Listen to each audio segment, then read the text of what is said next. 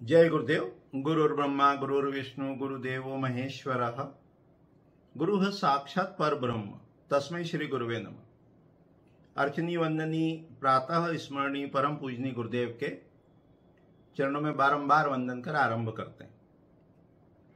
वास्तु के संबंध में सही सही ज्ञान सबको प्राप्त हो, इस क्रम में इस श्रृंखला के अंतर्गत अपन वास्तु के ग्रंथों में क्या लिखा है, वास्तु के कौन कौन से ग्रंथ हैं, उनकी विषय वस्तु क्या है, वास्तु कितना व्यापक है और प्लानिंग से संबंधित बहुत सारी जो भ्रांतियां प्रचलन में आ गई है वो कैसे दूर हों शास्त्र के अध्ययन के माध्यम से, इसके लिए वास्तु के ग्रंथ एक श्रृंखला आरंभ कर रहे हैं। उसमें वास्तु के जो मूलभूत ग्रंथ हैं उसका परिचय कराया जाएगा तथा उसकी विषय वस्तु बताई जाएगी। वास्तुशास्त्र में जब अपन आगम ग्रंथों को भी जोड़ देते हैं, क्योंकि आगम के ग्रंथों में वास्तु का बहुत विस्तार से वर्णन है, तो ऐसे ग्रंथों की संख्या लगभग 2500 हो जाती है, 2500 वास्तु के ग्रंथों की।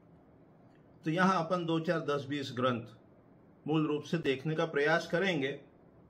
तो सबसे पहले वास्तु के ग्रंथों के नाम को देखते हैं। आज जो अपन केवल नाम को देखने का प्रयास करते हैं कि कौन कौन से ग्रंथ वास्तु के अंतर्गत अपन लेने वाले हैं, उसमें जितने ये पुराण हैं, पुराण उसमें वास्तु का वर्णन मिलता है। 18 जो महापुराण हैं उसमें अपन यहाँ जो इस सीरीज में अपन देखेंगे, अग्नि पुराण देखेंगे। अग्नि पुराण में कहाँ कहाँ किस किस अध्याय में वास्तु का क्या वर्णन है, मत्स्य पुराण में क्या डिस्क्रिप्शन है, भविष्य पुराण में क्या डिस्क्रिप्शन है। ऐसे जब अपन पुराणों का अध्ययन करेंगे तो अपने को ज्ञात होगा कि पुराणों में वास्तु है।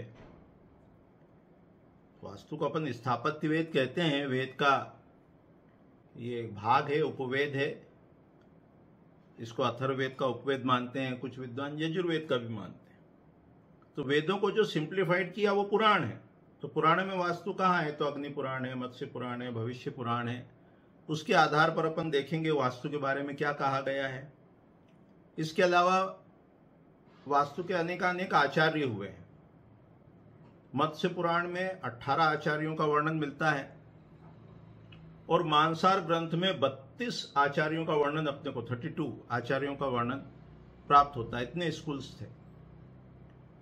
तो उसी श्रृंखला में मानसार ग्रंथ है, मानसार ऋषि द्वारा रचित, जिसमें 70 अध्याय हैं, उसको देखेंगे। मय मुनि ने वास्तु का जो ग्रंथ लिखा मय मत, उसको देखेंगे। फिर बाद में जो ग्रंथ प्रकाशित हुआ मनुष्यालय चंद्रिका, कि मनुष्यों का घर किस प्रकार हो, उसके विषय वस्तु को समझेंगे। सूत्रधार मंडन, उन्होंने राजवल्लभ ग्रंथ लिखा, उन्होंने रूप मंडन लिखा, उन्होंने प्रासाद मंडन लिखा। तो अपन राजवल्लभ और प्रासाद मंडन इसकी विषय वस्तु को भी देखेंगे, समझेंगे, जानेंगे। उत्तर भारत में विशेष रूप से राजस्थान में, गुजरात में, मध्य प्रदेश में जो बहुत ही प्रसिद्ध और लोकप्रिय ग्रंथ है वास्तु का, वो है विश्वकर्म प्रकाश। इसमें 13 अध्याय हैं, 1374 श्लोक हैं। और जो कारपेंट्री का कार्य करते हैं उनके समाज में एक ऐसा भी माना गया है कि विश्वकर्म प्रकाश को प्रिंट करके डिस्ट्रीब्यूट करना चाहिए। तो इस प्रकार का ये लोकप्रिय ग्रंथ है, इसको भी देखेंगे, इसकी विषय वस्तु को समझेंगे। राजा भोज ने 10वीं शताब्दी में, 11वीं शताब्दी में सम्रांगण सूत्रधार ग्रंथ की रचना की, जो वास्तु का एक तरह से सिरमौर ग्रंथ है। उसकी विषय वस्तु को समझेंगे। तो इन ग्रंथों के आधार पर बहुत सी भ्रांतियां दूर होंगी, वास्तु दोष, उसके दुष्परिणाम भी पता लगेंगे, सुधार के उपाय भी देखेंगे। तो ये अपन क्रमशः देखने वाले हैं। तो आज तो इतने ही कहेंगे कि एक श्रृंखला अपन आरंभ कर रहे हैं, इसमें क्रमशः ग्रंथों की विषय वस्तु को देखने का, समझने का प्रयास करेंगे और उससे ये अपने को ज्ञात होगा कि वास्तु का विषय कितना व्यापक है और शास्त्र क्या कहता है।